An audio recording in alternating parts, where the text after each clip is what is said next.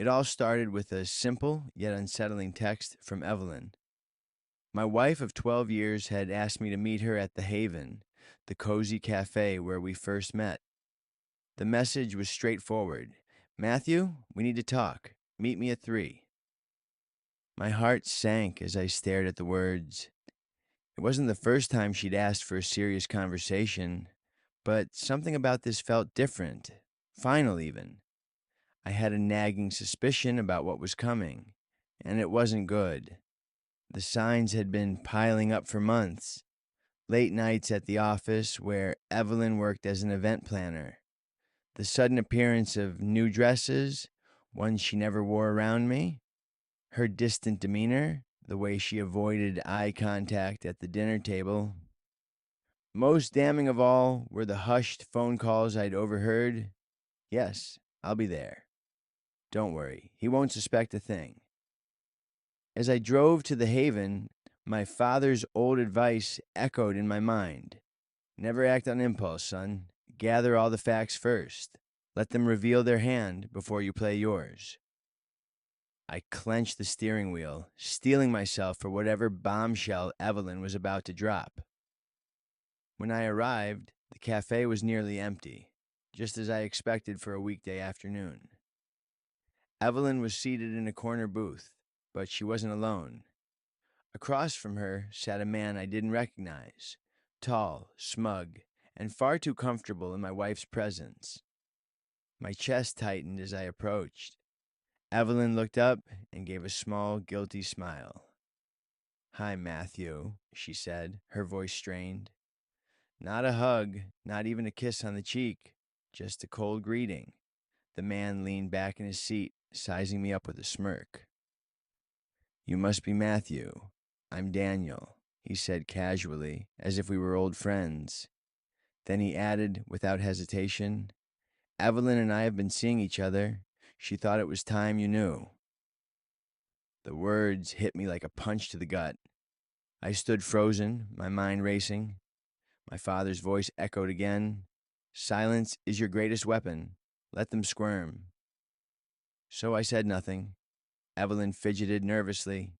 "Matthew, I never wanted to hurt you, but I can't keep living this lie. Daniel makes me feel alive in a way I haven't felt in years. But I want to be clear. I'm not leaving you. I hope we can figure out a way to move forward. Together." Together? The audacity of her words was almost laughable. I glanced at Daniel, who seemed far too pleased with himself. My silence was clearly making them uncomfortable, and that gave me a small sense of satisfaction. Without a word, I turned and walked to the counter. I ordered a coffee, taking my time as they watched me from the booth. When the barista handed me my cup, I finally spoke, though not to them. "Thanks, keep the change." I walked out without looking back, my mind already racing with plans. When I got home, I greeted my kids, Max and Lily, with a hug and a smile. "Pack your bags, kiddos," I said cheerfully. "You're spending the weekend with Aunt Sarah and Uncle Jack." They squealed with excitement, oblivious to the storm brewing beneath my calm exterior.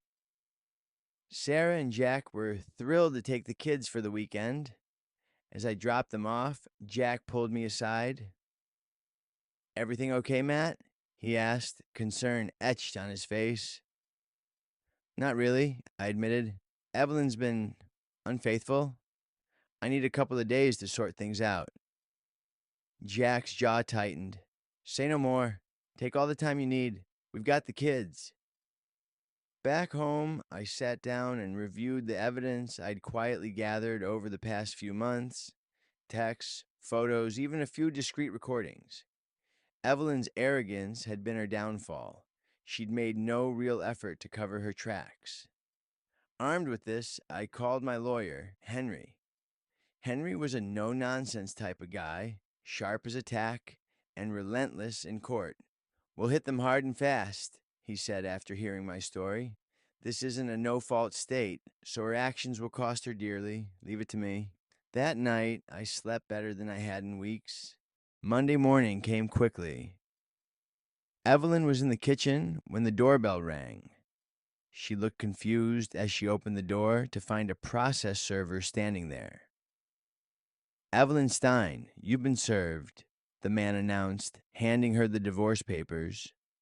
Her face turned pale as she read the document. "What is this?" she stammered, looking at me. "It's over, Evelyn," I said calmly. "You made your choice, and now I'm making mine." Her shock quickly turned to anger. "You can't do this to me. What about the kids?" "The kids will be fine," I replied. "They deserve better than this chaos, and so do I." The court proceedings were swift and brutal. Thanks to the evidence Henry had compiled, the judge ruled overwhelmingly in my favor. Evelyn was left with nothing but the clothes on her back and the realization that her betrayal had cost her everything. As for Daniel, he didn't stick around long after the dust settled. Without the thrill of sneaking around, their so-called romance fizzled out. Looking back, I feel no regret. Karma has a way of catching up to those who think they're untouchable. Evelyn's choices led her here, and I simply gave her the push she deserved. Now, it's just me, Max, and Lily building a new life filled with honesty and love. And every time I look at them, I'm reminded of what truly matters. And it's not the lies we leave behind.